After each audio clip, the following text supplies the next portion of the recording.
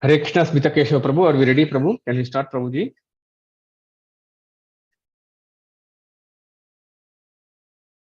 Yes, Prabhu.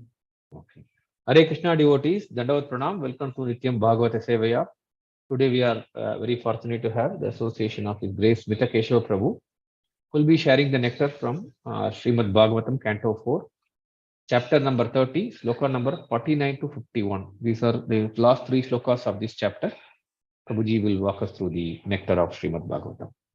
Hare Krishna, Prabhuji. Over to you, Prabhu. Hare Krishna, Prabhu. Thank you so much, Prabhu. Thank you so much. Dandavat Pranam, Prabhuji. Dandavat Pranam. My voice is clear, Prabhu. I am. Yes, Prabhuji. Your voice is clear, Prabhu. Yes, Prabhu. Hare Krishna, devotees. Dandavat Pranam to all. Welcome all of you for today's Srimad Bhagavatam class. So we'll just recite our prayers.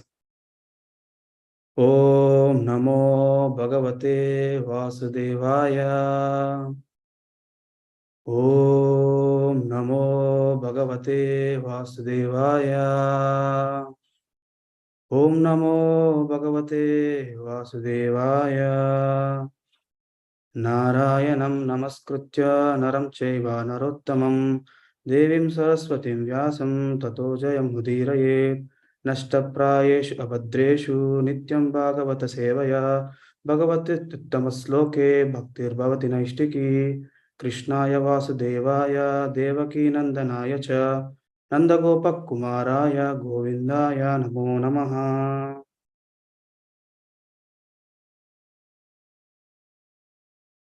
Hare Krishna. Once again, welcome all of you for today's Srimad Bhagavatam class. So firstly, I would like to take blessings from all the assembled Vaishnavas and Vaishnavis. Please, all of you, please bless me so that I will be able to speak whatever I hear and I read.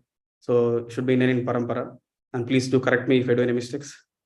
And very, very grateful and thankful for giving this opportunity to speak on Srimad Bhagavatam. Although I don't have any qualification to speak about Srimad Bhagavatam.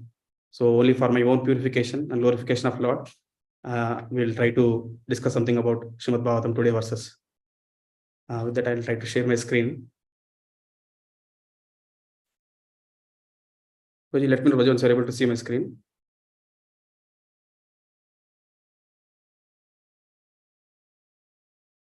Yeah, we can see, Prabhuji. Okay, thank you, Prabhuji.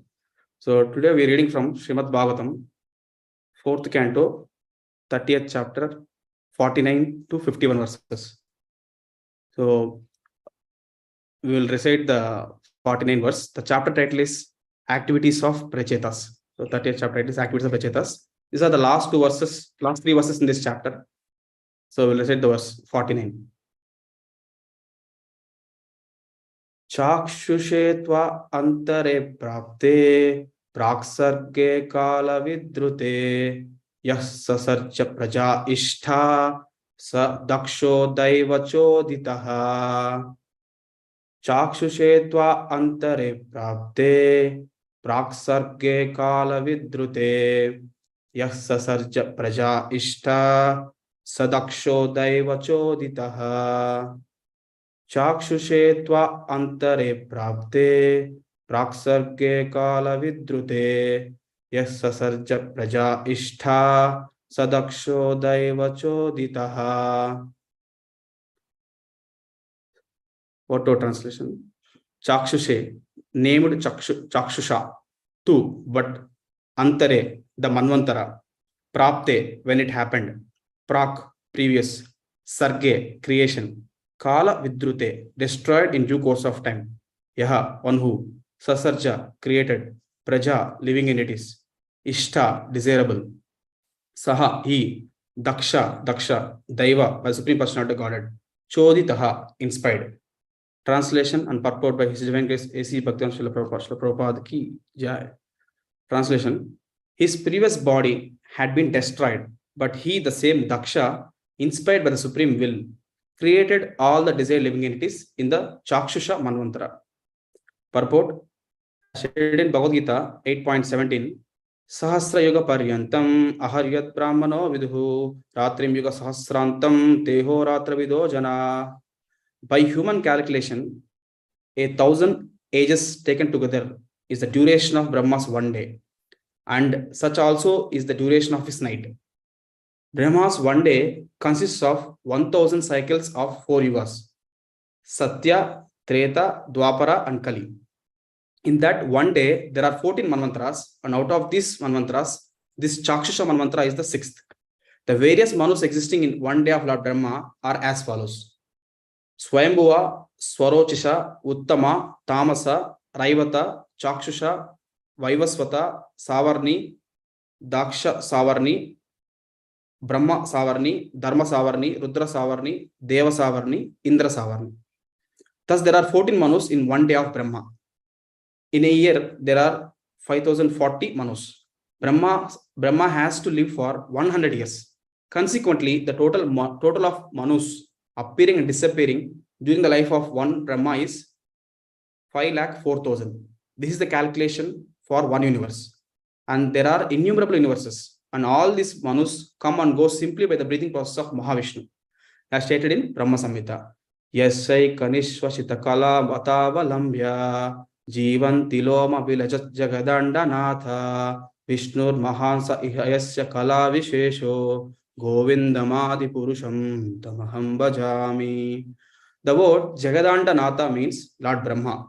There are innumerable Jagadanda Natha Brahmas, and thus we can calculate the many manus. The present age is under the control of Vaivashtamanu. Each manu lives 4,30,000, 43,20,000 years, multiplied by 71. The present manu has already lived for 43,20,000 years, multiplied by 28. So all these long lifespans are ultimately ended by the loss of material nature. The controversy of Daksha Yagna took place in the Swayambhuva Manu period, Swayambhuva Manvantara period. As a result, Daksha was punished by Lord Shiva, but by virtue of his prayers to Lord Shiva, he became eligible to regain his former opulence. According to Vishnu Chakravarti Thakura, Daksha underwent severe penances up to the 5th Manvantara. Thus, at the beginning of the 6th Manvantara, known as the Chakshusha Manvantara, Daksha regained his former opulence by the blessings of Lord Shiva. So this is 49 verse. The other verse also, it's a bit short. We'll read that one also. I'll open it here. Yeah, 50 to 51. Yojayamanas sarvesham tejas tejashvinam rucha swayopadatta dakshacha karmanam daksham abruvan tam praja sarga rakshayam anadir abhisischacha yuje anyamscha savai sarva prajapatin. We'll go to translation and purport. Translation. After being born, Daksha, by the super excellence of his bodily luster, covered all others' bodily opulence. Because he was very expert in performing fruitive activity, he was called by the name Daksha, meaning the very expert. Lord Brahma therefore engaged Daksha in the work of generating living entities and maintaining them. In due course of time, Daksha also engaged other progenitors in the process of generation and maintenance. Purport. Daksha became almost as powerful as Lord Brahma. Consequently, Lord Brahma engaged him in generating population. Daksha was very influential and opulent. In his own turn, Daksha engaged other Prajapatis headed by Marichi. In this way, the population of the universe increased. Thus, in the Bhaktivedanta purports of the 4th canto, 30th chapter of Srimad Bhagavatam, entitled The Activities of the Prachetas. Yeah, these are the 2 verses. It is the Mangalacharan prayers now. Om Ajnana Timirandasya Gnananjana Shalakaya Chakshurunmilitam Ena Tasmai Sri Gurave Namaha Shri Chaitanya Manobhishtam Sthapitam Mena Bhutale Swayam Rupa Kadamahyam Dadati Swapadantikam Vandeham Shri Guru Shri Yuta Padakamalam Shri Gurun Vaishnavamscha Shri Rupam Sagrajatam Sagana Raghunathanvitam Tam Sajivam Sadvaitam Savadutam Parijanas Saitam Krishna Chaitanya Devam Shri Radha Krishna Padan Sagana Lalita Shri Vishakanvitamscha नमो ओं विष्णुपादाय कृष्णप्रेष्ठाय भूतले श्रीमते भक्तिवेदांत स्वामी निति नामिने नमस्ते सरस्वती देवे गौरवाणी प्रचारिणे निर्विशेष शून्यवादी पाश्चात्य देशतारिणे नमो महावदन्याय कृष्ण प्रेम प्रदायते कृष्णाय कृष्ण चैतन्य नामिने गौरत्विसे नमः। हे कृष्णा करुणा सिंधु दीनबंधो जगत्पते गोपेश गोपिका कांत राधा कांत नमोस्तुते। तप्त कांचन गौरांगी राधे वृंदावनेश्वरी वृषभानुसुते देवी प्रणमामि हरिप्रिये। वाञ्छा कल्पतरुभ्यश्च कृपा सिन्धुभ्य एव च पतितानां पावनेभ्यो वैष्णवेभ्यो नमो नमः। जय श्री कृष्ण चैतन्य प्रभु नित्यानंद श्री अद्वैत गदाधर शिवासादि गौरभक्तवृंद। हरे कृष्णा कृष्ण कृष्ण हरे हरे हरे राम राम राम हरे हरे। वंदे श्रीगुरुं दीनदयाळं।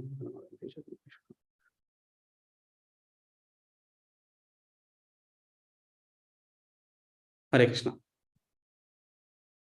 So once again, I would like to take blessings from all assembled devotees. Please bless me so that I will be able to speak in Parampara.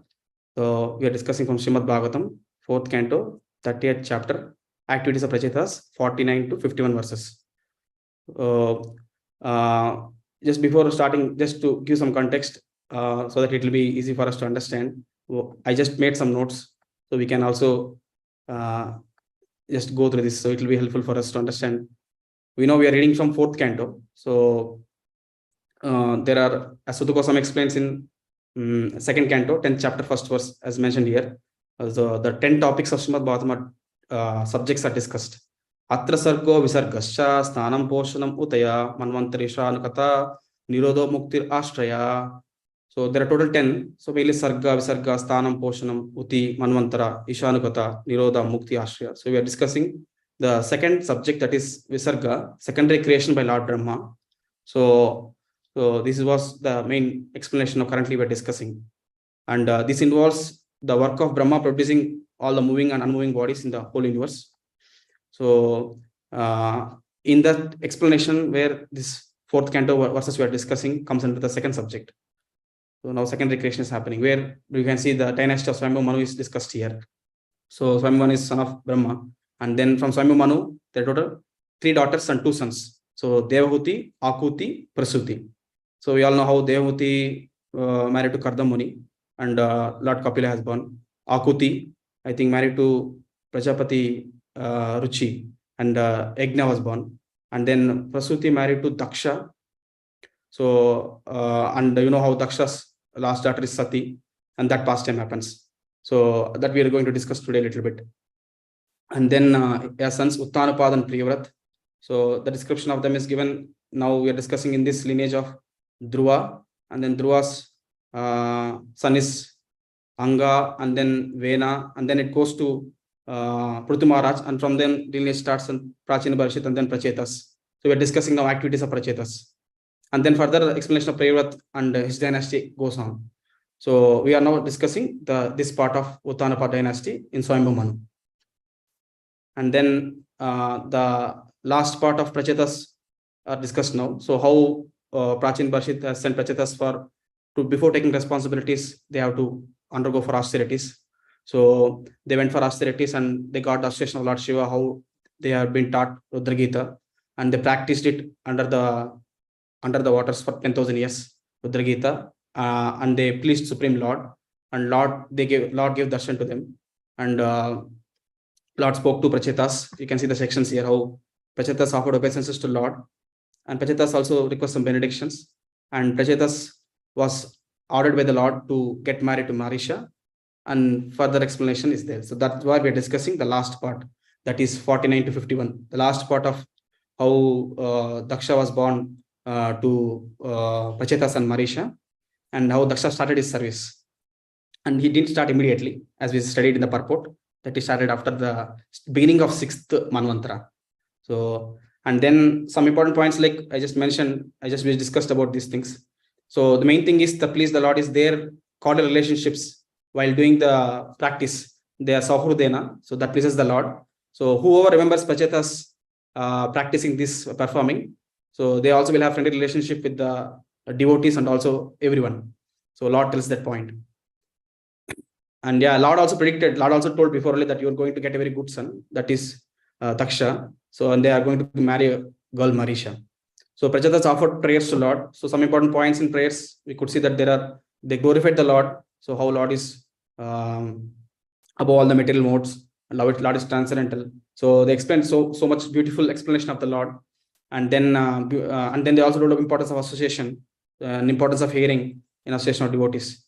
And then further, once they prayed to Lord, and Lord spoke to them, and they come out of the waters, and you know that how the trees are all grown up so huge that it was like obstructing the pathway to heavenly planets. It was so huge, and everywhere trees. So Prajatas, they actually, it was mentioned that the fire was coming out of their eyes, and air was also blowing, and they were actually destroying all the trees. So that Prabhupada mentions that trees can be, like, they know that if the trees are grown up, they cannot be placed for doing agriculture. So we need, Prajatas knows that, and they were actually destroying all those trees, and also subjecting the pathway to heavenly planets. So Prajatas are actually destroying everything. And then Brahma came there immediately, and Brahma pacified Prajatas, explaining them why they should not do it. And then further, Prajatas also handed over Marisha, like, who is the daughter of Pramlocha and Kundu, I think. So Pramlocha is a heavenly girl, and Kundu was a great sage. I think they both united, and Marisha was born. And actually both left not taking care of the Marisha. So it was taken care by trees. And moon god nourished her by placing the finger in her mouth. And Marisha actually was protected by the trees. And when Prajatas were handed over Marisha for them to get married. So as the order of Lord and also Brahma accepted the girl, and they married. And further in her womb, Daksha had born. So he has taken birth from the womb of Marisha due to disobeying and disrespecting Lord Shiva. So that we discussed in the last verse. So yesterday, where we discussed about how he has taken birth in the womb of Marisha. So we know how Daksha actually, in the previous life, son of Lord Brahma. So there he was a Brahmanical birth, and now he has taken birth in the Kshatriya family, in the womb of Marisha. So because of disrespecting Lord Shiva. So that's the thing. And today, verse 430, 49, and 51, I just, from the purport, whatever we discussed, I just took some 3 themes, what we can discuss today and what we can apply. So basically, just to understand the verse first, Chakshushetva antare prapte, praksarge kala vidrute, sasarja praja ishta, sadaksho daiva chodita. So if you see the verse, like Chakshushetva antare, in the region of Chakshusha Manvantara, Prapte, when it happened that time, Praksarge Kala Vidrute. So the same Daksha, as the time passes, so he actually taken birth, and at the Chakshusha Manvantara period, he started creating living entities. So you can see Praja Ishta as per the desires of living entities. So created desired living entities in the Chakshusha Manvantara. So the previous body has been destroyed, but the same Daksha, like, but it's under the supreme will. The word Daiva Chodita, it is mentioned as, Prabhupada mentioned as the supreme will. So this word is nice. So as per the Lord's will, Daksha, who was there in the discussion of the pastimes of where Sati and Lord Shiva were offended, and that time we know how he got punished. And then later again, he prayed to Lord Shiva, he asked forgiveness. And then the same Daksha who died there again taken birth. So to Prajatas and Marisha, and the same Daksha. And now at the starting of Chakshusha Manvantara, he created the result living entities. That is the verse. So in the purport, Prabhupada mentioned very clearly, as Manvantara comes, Prabhupada quoted Bhagavad Gita Sahasra Yuga Paryantam, explaining about the Brahma's thing, Brahma's lifetime. And then explain all the 14 Manvantaras.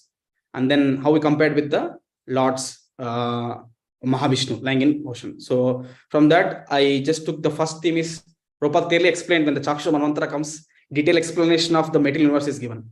So the understanding of what is that and how can we apply to it. So for that, we just, we know all this, just to give brief, like we know there is Satyuga, Treta Yuga, Dwapara Yuga, and Kali Yuga, 4 yugas. So And the duration of Satyuga is 1.78 million years. And same thing, you can see the durations are there. And Kali Yuga is only 4,30,000 years. So and this comprises all the Divi Yuga comprises of these 4 yugas: Satyuga, Treta Yuga, Dwapara Yuga, and Kali Yuga. All 4 yugas is one Divi Yuga. And then 71 Divi Yugas is equal to 1 Manvantara. So, and like that, now we know at the starting of Chaksha Manvantara, Daksha started creating the living entities. And so that is like 1 Manvantara. So like that, how many Manvantras will be there? 14 Manvantras will be there in a day of Brahma. So 1 day of Brahma, there will be 14 Manvantras. And you can see 1 Manvantara period is 306 million years. So 1 day of Brahma is 4.32 billion years. So you can see that is the Kalpa, that is the day of Brahma. So it comprises 14 Manvantras. So 71 into 14. So it becomes that many Divi Yugas. And then that is only day of Brahma, right? Again, there is one more night. So that will become day and night of Brahma. So like that, if you calculate, 1 day is this much time. And then it will be 365 days a year. And then 100 years like that, Brahma is lifetime. That means totally it comes around 36,000. The day of Brahma is this much, right? If you see 4.32 billion years, 36,000 kalpas and equal number of nights. That is what the life of Brahma, that comes under 311 trillion 40 billion years. That's the lifetime of Brahma. So such a huge lifetime of Brahma. Compared to ours is very insignificant. So you can understand, we are living in Kali Yuga. We say 100, but you not in 100 years is the lifetime of us. So, so that's like compared to eternity, it's like a lightning flash. The casual ocean has innumerable Brahmas like bubbles in Atlantic Ocean. So that's what I just don't have a clarity picture, but at least to get an overview. So whatever Prabhupada explains in the purport, that we can see that how there are Mahavishnu, from his pores, all the universes are coming out. So that's like one ball. So in the one cross section, you can see that again there is Garbhodaksha Vishnu lying here. He expands, Mahavishnu expands the Garbhodaksha Vishnu, every universe, and from his navel, lotus flower sprouts, and Brahma is there at the top. And there are other lokas, Satyaloka, Tapaloka, like that. We are at the middle planet, Bhuloka. Like then again, Atala, Visadara, Satala, Patala, down planets are there. So and again he expands as Shudaksha Vishnu, lies in the milk ocean, and he again expands as Paramatma in everyone's heart, that we all know, right? But now Prabhupada explains so clearly that how to understand this, like there are comparing the lifetime of us with Brahma is very insignificant, and comparing ours with Manvantara's lifetime is very insignificant, and Manu's lifetime compared to Brahma's is very insignificant, and Brahma's life compared to Lord, whatever Lord is doing, Lord activity is very insignificant, because from Lord just inhaling and exhaling. So Prabhupada quotes the Brahma Samhita verse. So explains that Brahma and other lords of the mundane worlds appearing from the pores of hairs of Mahavishnu remain alive as long as the duration of one exhalation of later Mahavishnu. So only I'm inhaling now. If your Lord is exhaling, so just the period of one exhalation, they'll stay. When Lord inhales, everything will go. That is final pralaya. Everything goes inside the Lord. So that's the duration of Brahma's life and all the material universes. And we all know, like comparing this to spiritual world, you see the material universe is only 1/4 of the creation, and 3/4 of the creation is there in spiritual world. So they can imagine then how much spiritual world will be. Vaikuntha Lokas and Golok Vrindavan. So that's how we can learn. Yeah, that's the first thing I just want to discuss this topic. And from this, I just noted a few points what we can learn. So first thing is, now we understood that our position is very insignificant. We know in Bhuloka again, there's no description again. So we are in one continent and one country, and we are very insignificant soul in one state, one city. So how can we be proud that I know so much knowledge? So even the great people like Brahmas, they're surrendered to Lord and praying. So they are shown their prayers in all the scriptures. So we can never be proud. So we should be very insignificant and very humble. And all know that we are controlled by the 3 modes of material nature, and we are troubled by Janma, Mrityu, Jara, Vyadhi, and all the kleshas, Adhyatmika, Adibhautika, Adidevika. By understanding these principles, we know that we should be very humble, and also at the same time we are very fortunate that we get in touch with Srila Prabhupada and devotees. So we got this knowledge to understand that yes, we are suffering in a material world, and it's not our place to live here, and our goal is to go back to Godhead. And also we should not misutilize our human form of life. By understanding this, because Abrahma Bhavana Loka Punaravartana Arjuna, even if you don't, even if you go to Brahma Loka, that to understand that is temporary. No, and then we are again we have to come to take birth again. So Krishna explains in Bhagavad Gita. The only thing we have to do is we have to follow sincerely what is given as a path of bhakti, and we should practice it with sincerity, and preach and serve all the devotees to our best. And our goal should be going back home, back to Godhead. So Krishna explains that that one comes to the spiritual world and never comes back again. So janma karma chame divyam evame viti tatvata tektva deham punarjanma naiti mameti so Arjuna. So by understanding Lord, by devotional service, so and his activities, we'll go back to him. We'll never come back. So Lord explains that. And then Prabhupada also tells one thing, that when devotees ask Prabhupada, how can we have given you have given so much to us, so how can we please you? So Prabhupada tells that just accept what I have given to you. Just accept it with a grateful heart, and just give the same thing to others, so that I will be happy. So that thing we can keep with us. So then we can take what Prabhupada has given us with a grateful heart, practice it, and we can share with others. That makes Prabhupada happy. So this is the first theme I want to discuss about how Prabhupada explained the purport about the whole materialist creation. And then second theme I was discussing about, I will be discussing about consequence of offending someone dear to Lord. So basically second theme is, like in this verse we have a connection to Daksha, and the purport Prabhupada mentions here clearly how the controversy of Daksha Yajna took place in Swayambhu Manu period. That is the first Manu. So where the controversy happened. So that means how Daksha was punished by Lord Shiva. Daksha was punished by Lord Shiva, and the virtue of his prayers to Lord Shiva, he became eligible to regain his former opulence. So here, by just Prabhupada mentioning this, I thought I just contemplated on this consequence of offending someone dear to Lord. So how Daksha offended Lord Shiva, right? He offended Lord Shiva, and because of that, you can see like Daksha suffered in that lifetime only. Shiva was not. Shiva didn't take it much when he offended him, and when Sati went there, and how Daksha blasphemed Lord Shiva, and Sati could not tolerate it, hearing the blasphemy of Lord Shiva, and he gave up her body, which was in connection with Daksha, because she don't want to keep that body, and she also heard the blasphemy. She don't want to live, so she gave up her life. So Shiva becomes so angry, he sent Veerabhadra, and Veerabhadra came and cut off the head of Daksha. And then we all know how Brahma went and pacified Lord Shiva, and then Shiva had given goat head to Daksha, and Daksha prayed to Lord Shiva, and then again he performed the sacrifice, and in that sacrifice Lord Vishnu appeared. So we all know that. And then in that lifetime he got punished. Shiva was merciful that he punished him, so that no one should do this thing again. And again Daksha taken birth again in the womb of Marisha. So that's what, as the Lord's will, Daiva Chodita. So he has taken birth now in the womb of Marisha. So earlier she has taken directly birth from the Brahma. There is no mother. But now he has taken birth from the womb of Marisha. He has to go through that process. And he has taken birth in the Kshatriya family. Compared to Brahma, it is next level, that is Kshatriya family has taken birth. So that was the explanation given. And then understanding that Daksha also suffered.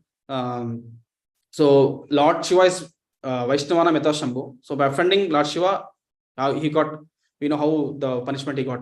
Similarly, we also see so many instances in Bhagavatam and Chaitanya Charitamrita, like how we should be very careful. So if you offend a devotee who is so dear to Lord, then if we definitely will actually we have to face the consequences.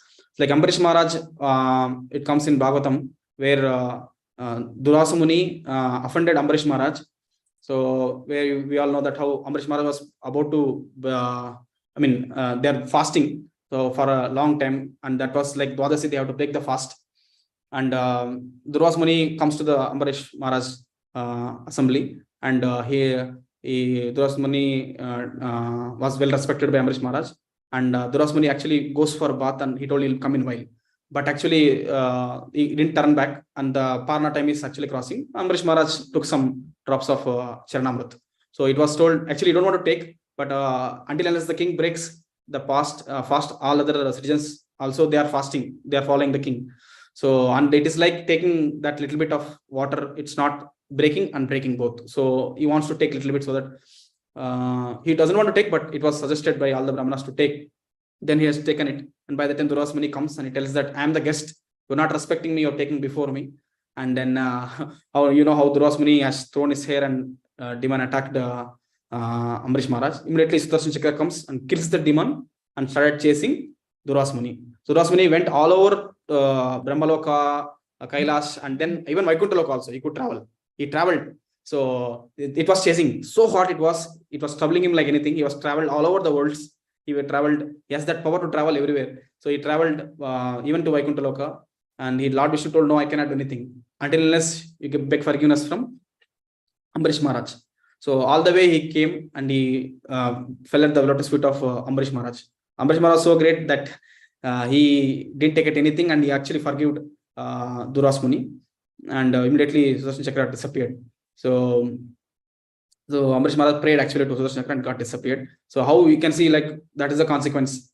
So that's one thing we can see. And then in Chaitanya Charitamrita there are some more instances we can refer, like Gopal Chappal offended Srivas Thakur. So in Chaitanya Charitamrita it comes where Srivas Thakur, Gopal Chappal thought that he is a normal grahastha living with a family, and he offended Srivas Thakur by putting all the Durga Puja paraphernalia in his compound. So all the things which are flesh and everything he dumped into the compound of Srivas Thakur. And he tells that this person tells that he does bhakti, but see what he's doing. He's doing Kali Puja in his home. So morning he comes and shows to everyone, he starts offending Srivas Thakur. Srivas Thakur, he still, it's okay, I did, maybe accepted it, although he didn't do it, and he was not taking it very serious. So, but Lord will not take it easy. So Lord will take it very serious if you offend a devotee. So Lord takes a note of it. So, and then Gopal Chappal, by doing that offense for Srivas Thakur, he got leprosy, and he suffered for and actually he suffered for a long time. He was at the bank of Ganges, and Chaitanya Mahaprabhu was passing that way. He actually crying, literally asking, I did a mistake. He's repenting, actually I did a mistake, please forgive me. He told, no, you will suffer for millions of years for committing this offense to Srivas Thakur. So and then after some time again, once he was Chaitanya Mahaprabhu again passing, again he asked Chaitanya Mahaprabhu that actually I'm repenting now. I will not commit. I will not do offense to any other devotee again. Please forgive me. He told, I cannot forgive you. You should ask only forgiveness from Srivas Thakur. Then only you will be forgiven. So then actually he went and asked forgiveness from Srivas Thakur. Srivas Thakur, no, you did not forgive. You did not actually ask any forgiveness. I'm okay. So then he got cured from leprosy, and he also started associating with the devotees. So that's the consequence, I think. So you can see how Gopal Chappal suffered. Chaitanya Mahaprabhu did not give him mercy unless he take forgiveness from Srivas Thakur. And then Gopal Chakravarti also offended Haridas Thakur. So this first time comes, and Haridas Thakur was giving one discourse on Bhagavatam arranged by devotees. So in that place where Gopal Chakravarti comes, and when Haridas Thakur was glorifying the holy name, that even just Namabas stage chanting the holy names of Lord can actually deliver. So he actually glorifies so nice the holy name, or just by shadow, just by shadow of the holy name, by chanting just the holy name, actually delivers living entity. So he doesn't believe it. So he just applies his dry logic, and he tells that there is no logic here. How it can be, how it can delivers. So and in a mood of arguing and offended Haridas Thakur, many people told him that you should not do it, but he offended, and he told him that if that is not true, something like that, he challenged Haridas Thakur also. So Haridas Thakur, he said okay for it. He was not that much taking, but devotees told that no, you are offending Haridas Thakur. So you cannot understand bhakti by logic. It is full of faith. It's not by logic, and you are offending a pure devotee who is Haridas Thakur. So later what happened? It was proved that the Gopal Chakravarti who told Haridas Thakur and argued, so he got leprosy and his nose fell off. So his nose fell off. So that was the consequence he faced by offending Haridas Thakur and arguing mood. So that is one thing we can learn now. So you can see the consequences as too much, right? So, and Ramchandra Khan offensed Haridas Thakur. This also we know how he want to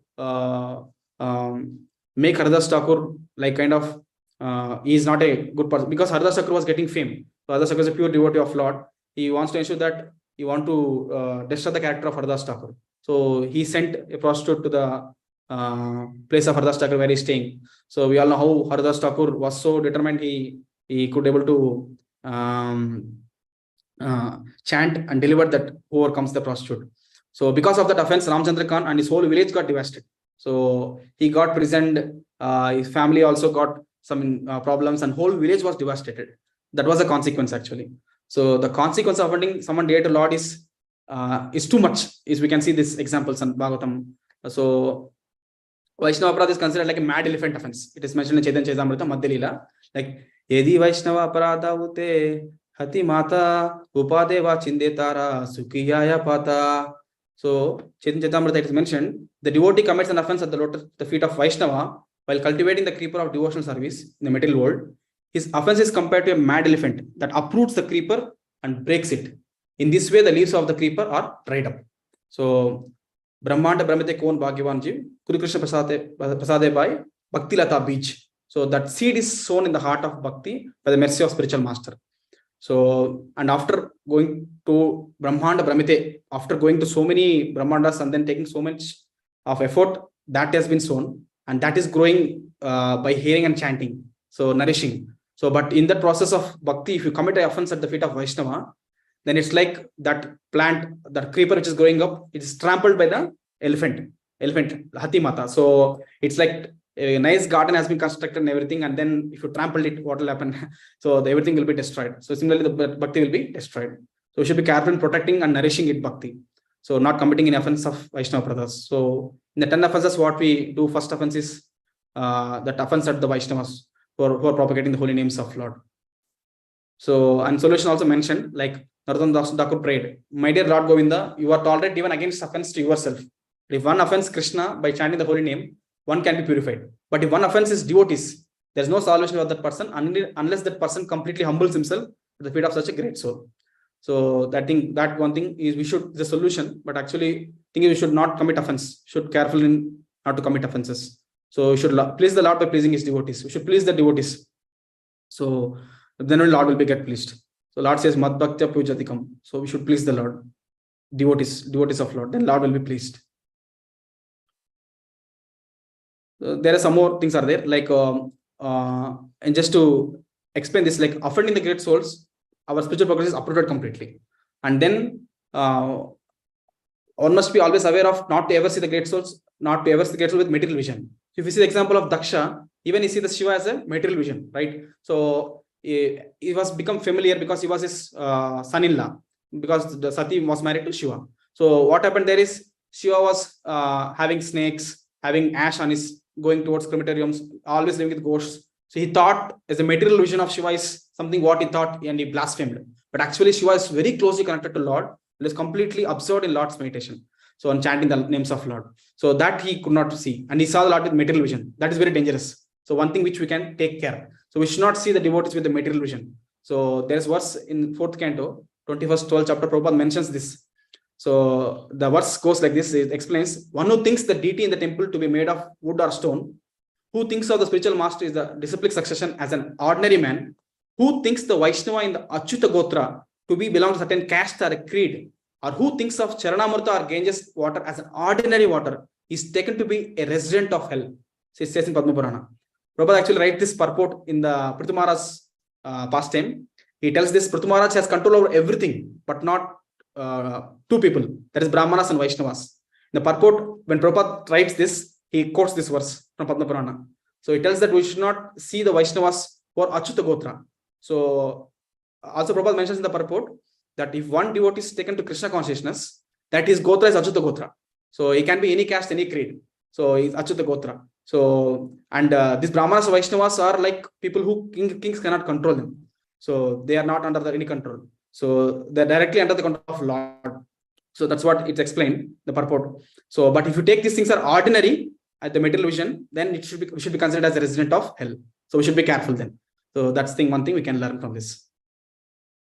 And The last theme I was discussing now is about the austerities. Now going back, now we can see here, we discussed the first two themes, and the last theme is, according to Vishnu Chakra Thakur, Daksha underwent severe penances up to 5th Manvantara. So now Swayambhu Manu time, daughter of Swayambhu Manu is Prasuti, married to Daksha, and their daughter is Sati. That time where this incident happened, where Daksha committed offense, right? And then Daksha again took birth in same dynasty of Uttanupad, where it comes down to Prachetas as Daksha. Now Daksha, Prachetas and Marisha, Daksha has taken birth. But actually, he didn't do immediately the creation, what Brahma told him to do, right? He waited till Chakshusha. So there are total 4 Manvantras in between. At the starting of Chakshusha, Chakshusha Antare, the starting of Chakshusha Manvantara, he started. But what he did till that time, you can see the Acharya's commentaries. Vishnu Chakra Thakur explains that underwent severe penances up to 5th Manvantara. So, and then the next verse explains what we have seen, 51, that he has taken the responsibility what Brahma has given him, and he has started population, and also he has given some head and departments to who take care of the population further. So we can see that one theme is learning how performing austerities and penances under guidance and prayers. So that is the last theme we'll discuss today. That is like now how Acharyas explained that Daksha has underwent penances for Manvantara's time. So one Manvantara is, we know how 71 Divyugas. Like that, how many? 71 into 3 or 4 Divyugas he did austerities. So you can imagine that many austerities he did to do the responsibility of population. So same thing, Prachetas. So before taking responsibilities, what they did? They underwent 10,000 years underwater, and then they also did prayers. Even Daksha did prayers. Daksha did prayers that is called Hamsa Guhya prayers. So it comes in the 6th canto, 4th chapter, where the pastime continues from there again, where Daksha going for penances and then praying the Lord, called Hamsa Guhya prayers, and then further comes back and does progeny, and everything comes up, and then 6th canto it comes the pastime in detail. So like that, Prajatas also did performing austerities underwater, and they did Rudragita prayers. They prayed the Lord. They could able to please the Lord. So these prayers also pleased the Lord. Even Daksha prayed and pleased the Lord by performing austerities. And similarly, Brahma did tapa. We heard the word tapa from the Lord, and he could able to do austerities for many thousand years, and then he would able to please the Lord. And Lord appeared by seeing the Lord. He offered prayers to Brahma Samhita. So, and then Dhruva Maharaj, we know how he did austerities under the guidance of Narada Muni. So Narada Muni told him very clearly that what he should do. You chant the names of Om Namo Bhagavate Vasudevaya, worshipping the Super Soul. And then he also told about the pastimes, how he could follow the every month what he should eat, how he performed that devotional process, practicing that yoga. And then at the end of 6 months, he could able to see the Lord face to face. So, and then you know how Dhruva also offered prayers. Lord mercifully touched the conch shell on the head, and he offered prayers. So, and also I heard in one of the purport mentions that Valmiki, the author of Ramayana, also underwent meditation austerities for 60,000 years. So, and he wrote Ramayana. So we can see like these all things that happened in different yugas, right? Like Satya Yuga, Treta Yuga, Dwapar Yuga, and it has lot of lifetime. But as Bhagavata mentions, in Kali Yuga we don't have that much. So, and Kali Yuga lifetime is very less, and people are Manda Sumanda Matayo, Manda Bhagyohi Upadruta. So the last verse explained that we are always lazy, misguided, and disturbed, and we are unfortunate. So in this age, the main thing is given as the process what they followed and got perfected. Praise the Lord. The same thing can be done easily by chanting Hare Krishna, Krishna Krishna, Hare Hare, Hare Rama, Rama Rama, Hare Hare. It's mentioned by Prabhupada in the purport of this verse 434 that because the people of the age are fallen, the Lord is kind enough to give them the easiest method. So Lord is very kind.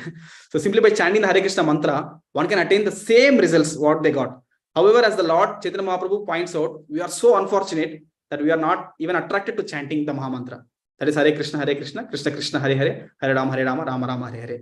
In 6th Ashtakam also, 2nd verse, it comes that how we are not attracted to. Lord tells that there is no hard and fast rules to chant the holy names, but still we are unfortunate that we are not able to chant the holy names. We are not getting attracted to chanting holy names. So by this we can learn that we should take seriously our chanting attentively and seriously, and chant very attentively. So we know now the essence of this. All they what are doing is by chanting we can actually get it.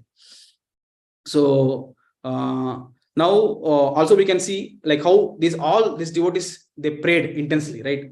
We can see how they have prayed to Lord, the different prayers. So we may not be having that much prayers what we know we can pray, but we can pray the prayers what they have done already. The Brahma prayers, Kunti prayers, so Dhruva Maharaj prayers, so Pracheta's prayers. So we can recite the prayers, and we can also pray to the Lord, especially chanting. So by chanting, we can pray and praise the Lord.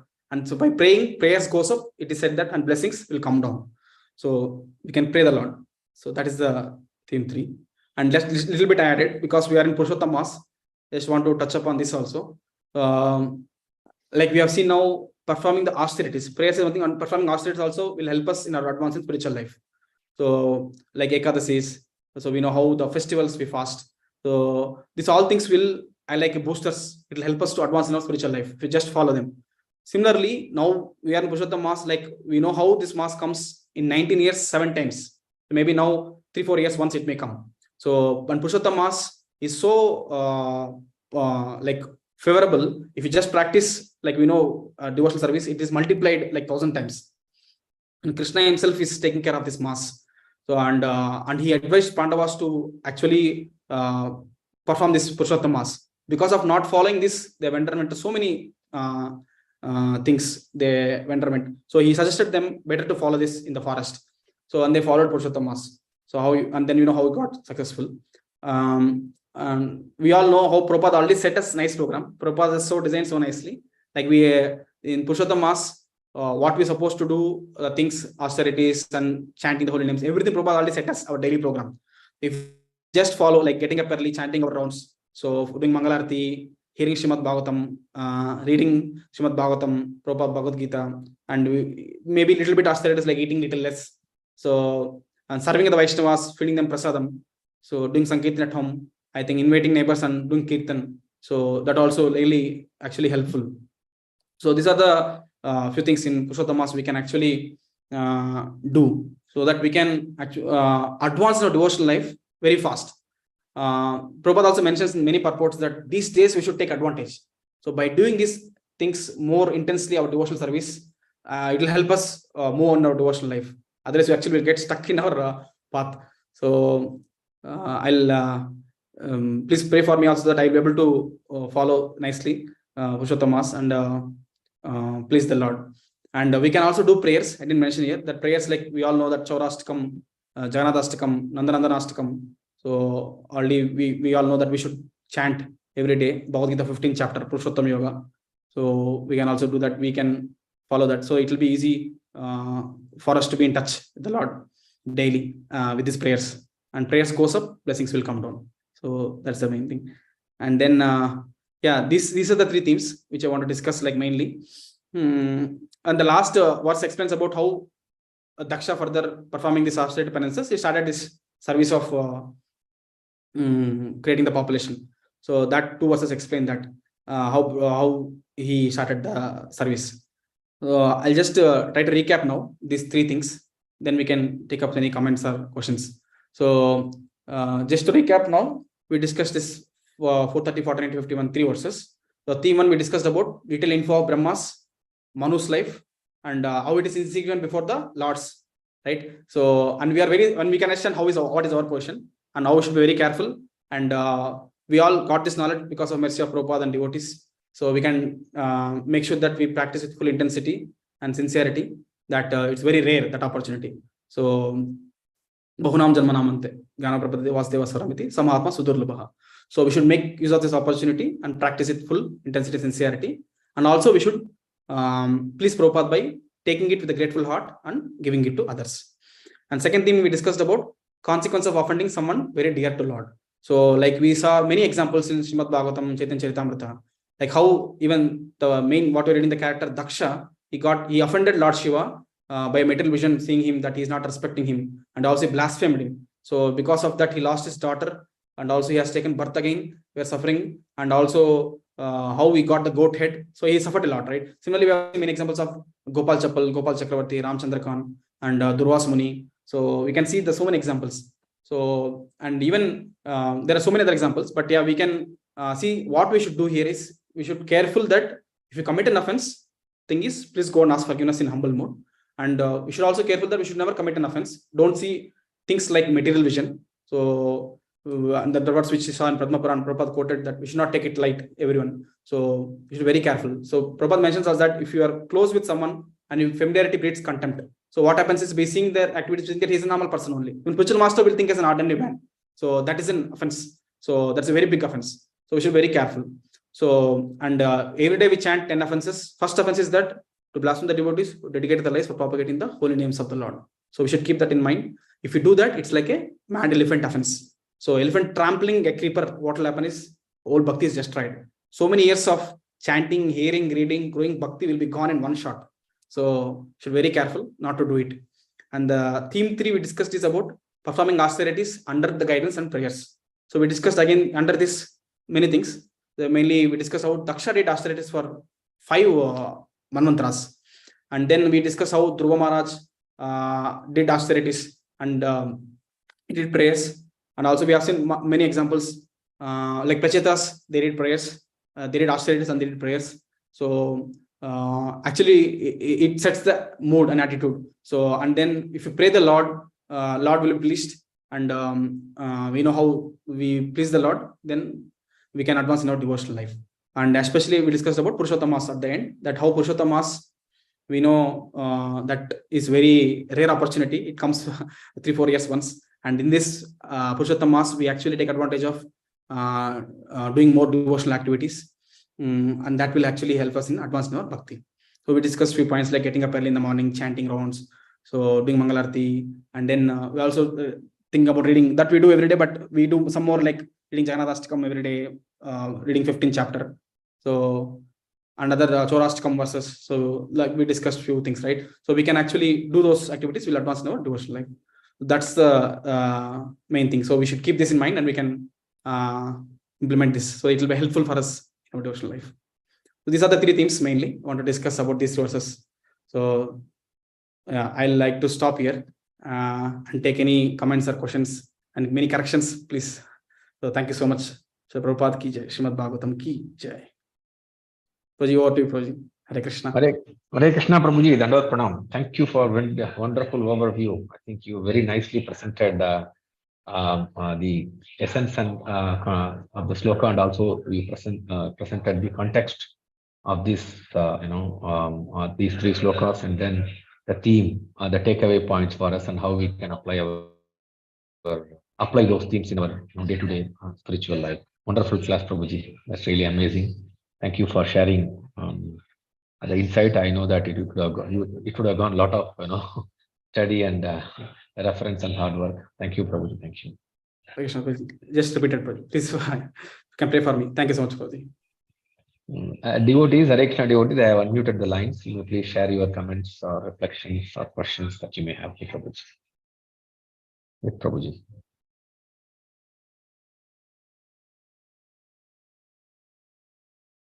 Hare Krishna, Prabhu, Dandavat Pranams. Thanks a lot for all the revision. Prabhu, I was just curious to know whether Daksha continued in his goat head to do the penance, Prabhu, for 3 manvantras. No, Mataji. Daksha's, what I understand is, Daksha's goat head was there in the previous life. And in the previous life, he did one more sacrifice. When the first sacrifice was conducted, that time we know how he offended Sati and also blasphemed Shiva. Yes. And Shiva killed, Virabhadra killed and gave the goat head. So when the goat head he got, he did another sacrifice there with the goat head. And then he died in that lifetime. Next time he took birth as Daksha. In his Daksha, he doesn't have a goat head. Actually, you can see, Purport Prabhupada mentioned, he recovered all his opulence.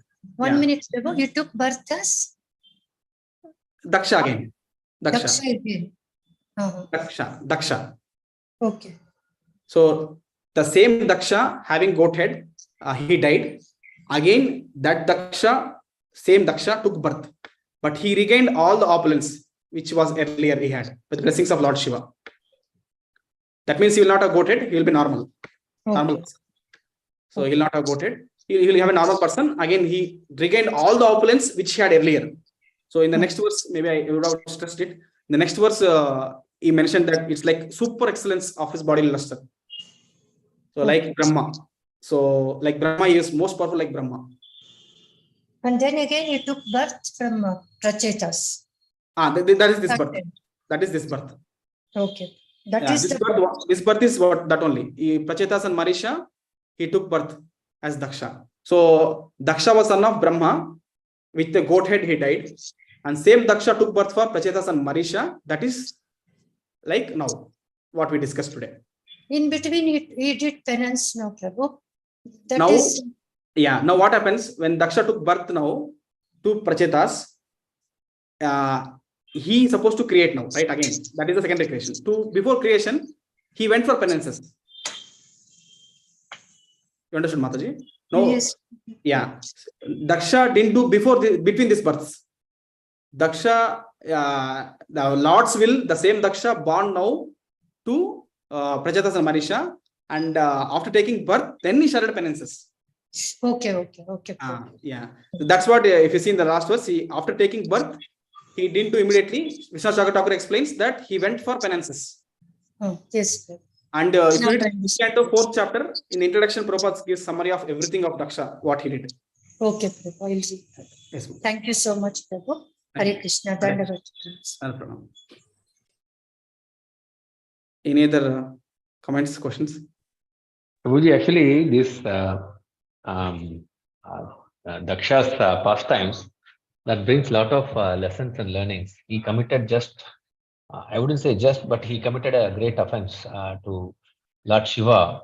But how many cycles of penances and how long he has to go through. That's really. And after that, repentance. After the repentance, and even after he actually had the darshan of Lord Mahavishnu in the first lifetime as a Daksha. Yes. Still, he has to go through so many penances and such a long time. 4 lifetimes of Manu. Mantras. Yes, bro. Actually, it was stressed. Actually, as I told, right, doing that offense, and main thing was he was envy towards Lord Shiva. That was the main thing which caused that blasphemy. So he was envying Lord Shiva that he was being respected. So that was the main reason. But yeah, as Nityam mentioned, it was too much for him, Daksha. Lord didn't leave him in that lifetime with goat head. He did another sacrifice. No, again it continued. Yeah, actually, if you really deeply see, the reason for his pride was that he performed so many penances and yajnas. Yes. That was the reason, and Lord actually cleared that proud again, performing the same set of penances and yajnas for that pride. So it's really amazing. Thank you, Prabhuji. Amazing insight. Hare Krishna, Prabhu. Just continuing on that, you very nicely brought about giving, Prabhupada wonderfully brought about this Brahma's time, duration, everything. Yeah. Again, to show how insignificant we are. But what still happens is only with the mercy of Lord we get whatever opulence. And then we start thinking as if, we have become some very great person for personality. And Daksha is again showing that. And I see the second part of it is, so I think if we keep that insignificance, our position as insignificant, we can actually address most of the problems, isn't it? Because then we will not be envious because we ourselves feel we're not eligible for it. Yes. Or that matter, we are, we don't have to be envious because we know that we are insignificant in any case. Yes. The problem becomes one competition. We see even others are insignificant. That's a problem. Yes, sir. Chaitanya Mahaprabhu tells na, tinada pisu nichena, tharad pisu sahishna. Amanina manadena. Yeah, that's what. For you don't expect respect, but give respect to others. I think that becomes very difficult. Yes. And the second point I was seeing here is, like we see the pastime of Daksha over here. We immediately think, oh, what is he done? The first thought process is we even ridicule Daksha, and by doing that, again we have forgotten our position as being insignificant. So we think the opulence comes from. So it's a very cyclical thing.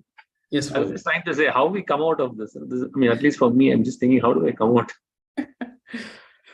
Yes, I think maybe an association of devotees and following this verse in keeping in center project. I think you mentioned we understood that we are insignificant. We see the whole thing, we are very insignificant, and also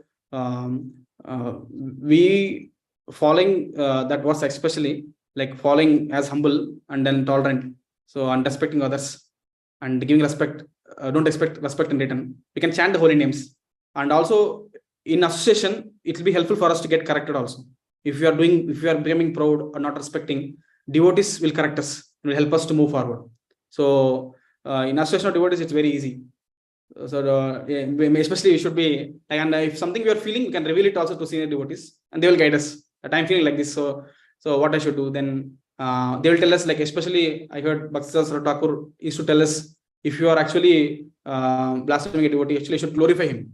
You're envying him or you are telling something wrong about him, you should at least write one, you should find out at least one good thing from him, and you should actually tell before others what is the good quality in him. So like that, yeah, before seeing, like we see others how they are, we should see ourselves also. And for ourselves we should be very strict, and others we should be like lenient, and always see the good in others. It's very difficult, but yeah, we have to practice that. You should see very good in others. At least try to find one good thing. Like Rajesh Prabhu tells that we can see that person wears good nicely tilak, so Hari actually sings very nicely, or we can see there may be some other thing, but we can overcome by seeing that yes, his Vaishnava is very good. So like that we can actually ourselves we can overcome that project. Yes, and also I think we should serve the devotees. Very important. Yes. Yeah. That would maybe humilify us even better. I mean, for me at least, I'm trying to see how it is. Yeah. Yes, Prabhu. Thank you for the wonderful class, Prabhu. Thank you. Thank you. Hare Krishna. Hare Krishna. Prabhuji, I think we are just on time. Yes. Thank you, Prabhuji, once again for the wonderful class and sharing the nectar to all of us. Thank you. Thank you so So much. we'll end today's session with Vaishnava Pranam. Vancha kalpatarubhyasya kripa sindhubhya patitanam pavanebhyo namo namaha. Grantara Srimad Bhagavatam ki jai, Jagat Guru Srila Prabhupada ki jai, Koti Vaishnava Vrinda ki jai. Dandavata Pranam. Hare Krishna, Prabhu. Hare Krishna. Hare Krishna devotees, I'll be ending the Zoom session now.